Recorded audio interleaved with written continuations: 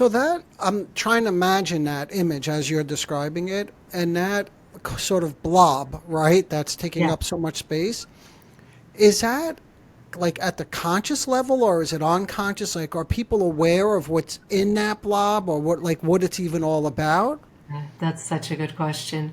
So I think that's just it, Anthony, right? Like initially, it's like we're not aware of it. And but it's kind Mm, of like we're running into the like ramifications of it, right? And we yeah, see this like in relationships, right? Or in like different healing crisis experiences, things like that, where like you just like can't kind of get away from it. And so it's kind of like under the surface until you can't really like get around it anymore, right? Like all of a sudden it's interesting. kind of Yeah, taking up so much space that we can't go anywhere or kind of move through life without having an impact. And I feel like that's the point at which it begins to surface into the conscious, right? Like, and we start to mm, become aware of the impact of it. So like in a narcissistic relationship, for example, like we become aware and of all the different ways it's impacted us.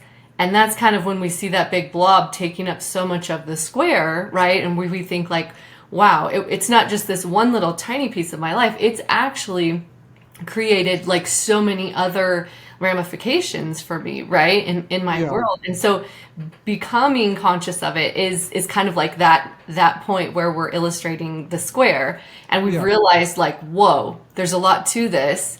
And then the healing process is the process of kind of just like unearthing the other aspects of it or becoming fully aware of the ramifications of it so that we can then put it into like a little bit more context or right. integrate it. That's interesting.